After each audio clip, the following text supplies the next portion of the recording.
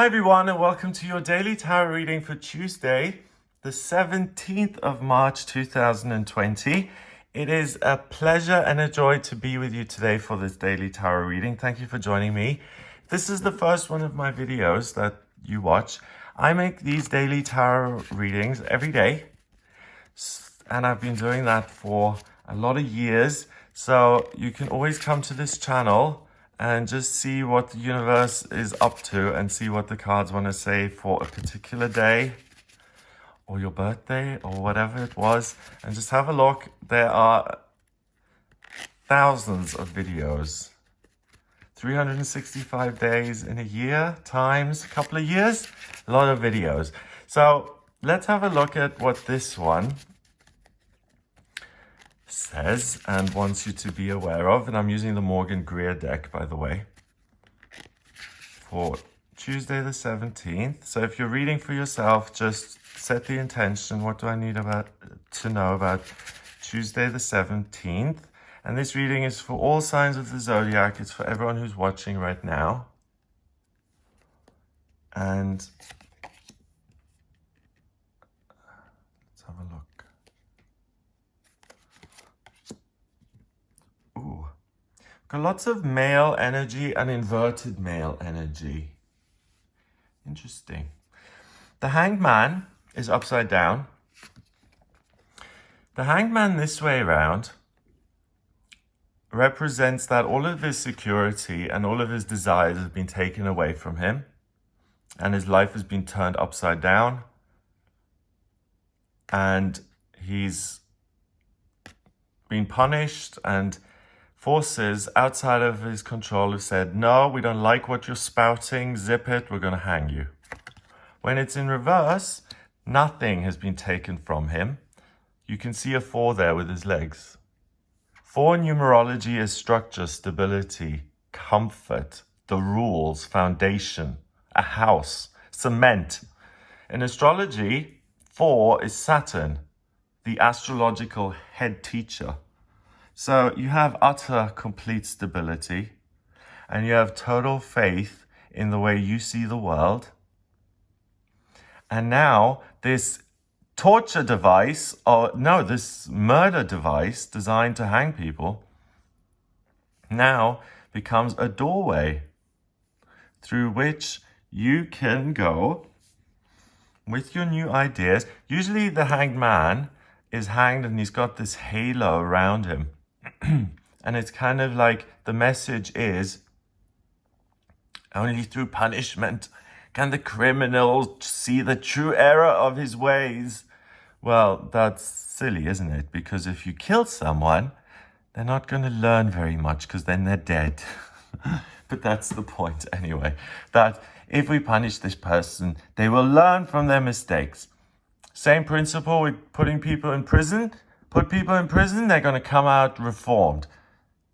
Often, I don't think it's true for every prison, but often prisoners get in there and they learn from other criminals how to jack cars and how to do even more. Like begets like. So stupidity in this case begets more stupidity and more people being hanged for no reason. But in this case, security and believing in yourself, despite no halo being there, you understand why you have the stability and why no one's after you, and why you can actually speak without being blasted or punished or whatever it is. You're free to pursue your passion and your feelings, and you're free to have fun. Imagine that. Actually having a little bit of fun. Heaven forbid. Page of Swords. Page of Swords is a blonde young man who is just trying out the sword. This is his first battle, sort of thing. So he's in the ruins there. He's going to swing the sword a little bit and see if he can fight.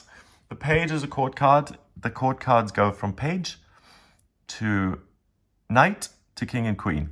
The page is the beginner. The knight is the intermediate, and the king and queen are the experts. Swords represents the element of air, which is masculine. It's about the way we think, and it's about the way we communicate. So today you have a new idea about yourself. You see yourself differently. You discover something in yourself that you hadn't seen before.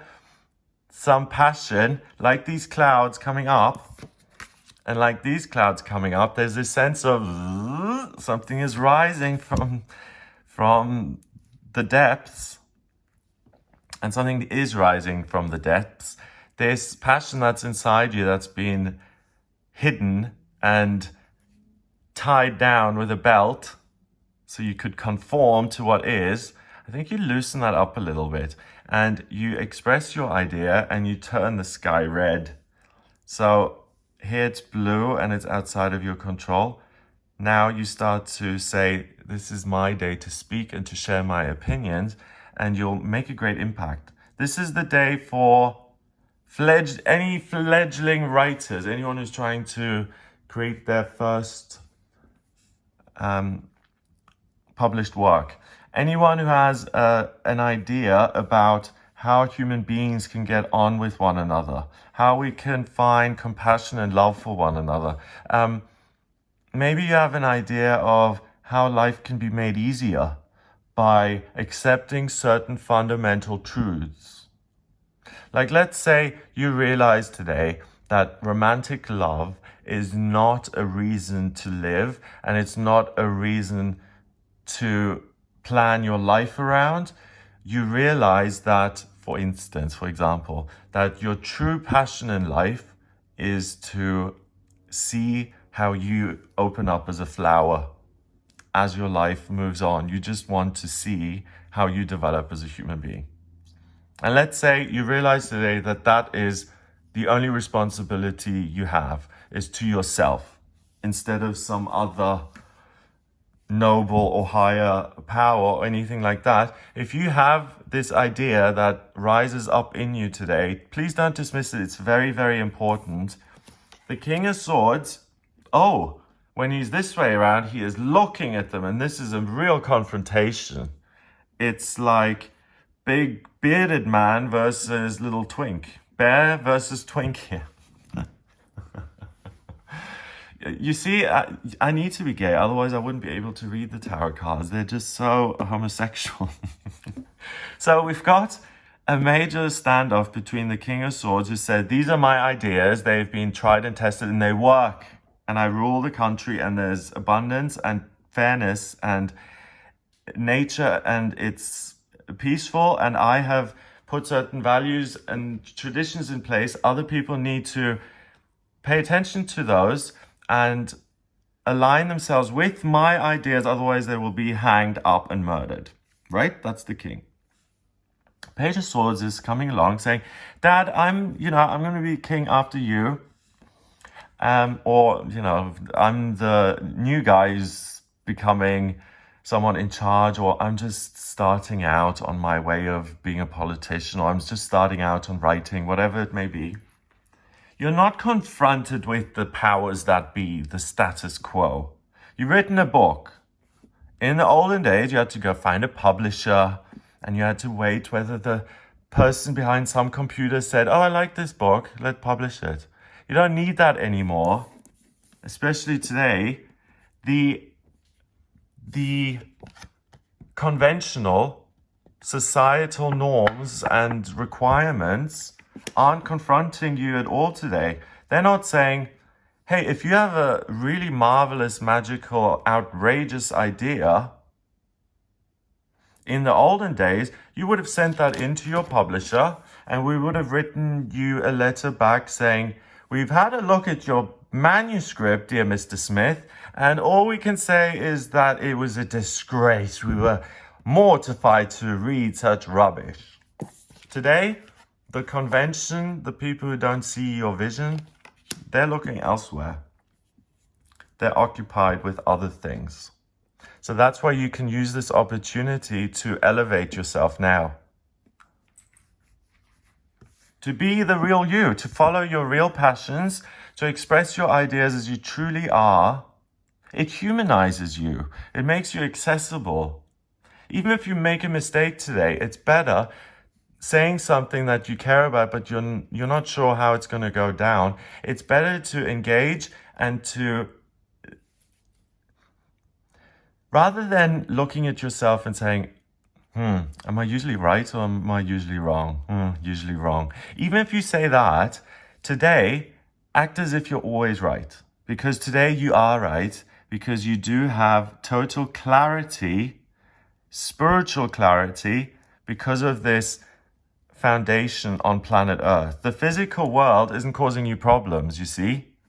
And that's why you have the luxury to operate in the top 3 chakras here: the heart, the throat, the third eye and the crown. And the spiritual ideas are coming in. It's your job to take these new things that you don't know whether they're going to be successful or not. Life can only be lived moving forward. It's easy to look at life in hindsight and say, oh, that idea didn't work because I just misjudged the audience and all of that. But when you're actually doing it, you're trying for different things to succeed. And then 20 years down the line, in hindsight, you can say, oh yes, on this day, I remember, because there was all the powers that be were very occupied with something. So I started my own website and I really put my manifesto out there. It went viral. Loads of people saw it because it was just the right thing at the right time, and people have taken my ideas and have run with it. And because of that, we're now moving into a new age, or there is a new political system that stems out of this. So please, even if your idea seems really non-important, or it seems just like, oh, this is odd and quirky, please don't dismiss it. Everyone who has some sort of inspiration today owes it to the future, to the pages of the world, to all of us who feel like we're not quite done yet. We still want to learn something. We still want to maybe achieve something, or find some stability within ourselves and watch our own journey. Any one of you who still feel that, and that ought to be everybody. And isn't it interesting how the sunlight has now put that in the dark, literally? The institutions, the powers that be, are in the dark, and you're in the light. So the sword sometimes is mightier than the pen, especially in this. No, the pen is mightier than the sword. In this case, he's got the sword. He thinks that this is the mightiest thing. He doesn't realize yet that he has no idea how to swing this thing, that it's double-edged, that if he cuts one way, another thing is also going to be cut. He doesn't know any of that yet. And that's what he's learning. And because he doesn't know it, he has the courage to express himself. Like imagine in hindsight, you knew that you had this insight on the day to teach a class in a new type of yoga that you've created, okay? And you teach the new type of yoga, and you've really invested hours and hours and months of preparation and writing out the philosophy of this yoga. And you start to teach it on this day, and it's a huge flop. It's a huge disaster. Then in hindsight, afterwards, you could say, I tried this, but because I kind of talked about ideas that no one was interested in, I missed. And that is why when I tried again a few months later, I had the knowledge of how not to do it, and that's why it worked. And that's why I'm telling you today to don't dismiss any idea that comes to you. And if you have the choice of, do I say this or do I not say it? Please say it, because sometimes you can say things in passing, ideas. Wouldn't it be nice if we didn't have electricity anymore? You're just at a party and 2 couples walk past and they just say that. And you happen to be working on electricity at the moment, and you're a genius. And just that passing remark just makes something go bing in your head, and you get a new idea, and it allows you to become the convention, the person in power, because you've taken the risk of making your ideas real. It's scary. It's risky. You can either get punished, or you can really cut yourself, or you can have really negative, you can fall on your face, you can be humiliated, you can be laughed at. You won't be today. Be brave. And if you don't care about it, then it's pointless. But if you really do care about something, something that you're passionate about. It could be anything. It could be horses. It could be a lover. It could be, yeah, for instance, if there is another person in your life who you love, let's say these two are in love. I like these two. Odd couple, but anyway. So let's say in my day, we didn't speak about our feelings. So we love each other, but I would never say that because my generation don't do that. For him, he might say, do you know what? I love him and I need him to know. And I want to make this official because I'm passionate about it and I'm passionate about him. So I'm going to say to him today, do you know what? I love you. And that will have a huge impact on him because he would have never said it first. He wasn't brought up that way. And the entire way of thinking that he thought he had comes crumbling down because a young man was brave enough to simply express his feelings and not be governed by fear. So if you're not governed by fear today and you're a brave little toaster, you're going to become the future king of swords with your ideas being written about, your ideas being talked about, your ideas being implemented, your screenplay being optioned and made. Whatever it is that you care about, take the risk with it today. It's very unlikely that you're going to have a failure on your hands. It's very likely that your sword leads you in the right direction. Number-wise, we have 12. And a court card is 1, that's 13. And another one is 14. 1 and 4 is 5 in numerology. And 5 is freedom. So you have freedom from the status quo, from things like men aren't allowed to show feelings and aren't allowed to cry. If you're a man, if you're really passionate about this woman in your life and you read this book on dating, The Rules. There was a book like that many years ago. These two women wrote it. The Dating Rules, the guide. And you just love this other person today and you just say, I'm going to tell her despite the rules. I'm just going to say I love her. It's really likely she'll love you back. Or even with men, I mean, the worst thing you can say to a man, I mean, that's the story, isn't it? I love you. As soon as you say I love you, they're out the door and running off. It's not about how other people react today. That's the whole point. And I hope I've got that across. You have freedom because you don't care about what other people think of you so much. That gives you the space and the luxury to think about your own stuff that you value, and you can make inroads to putting that into life, weaving it into the fabric of your life so that you see yourself in the life that you've led. You don't just always say, well, I was just following orders. That's why I turned into you know? You're not following orders. You have a chance here today to follow your own orders and to be free. We can only be free from ourselves when we grapple with ourselves, when we actually come to terms with ourselves. You can't just sweep it under the rug and forget it, and nor should you. If anything, you should take a magnifying glass and examine everything to make sure that you haven't missed these amazing gifts from the universe. So please don't waste your talents today, okay? They're important for the rest of us who are still on the planet, who are still going to be on the planet, because in future we need things to change. We need things to alter. And we need the outsiders making the change because the institutions are doing nothing. And the cards are recognizing that today, and they're calling you. You are the future. All of you watching this. Have a great day. If you'd like a personal reading with me, please get in touch via my website. It's gregoryscott.com.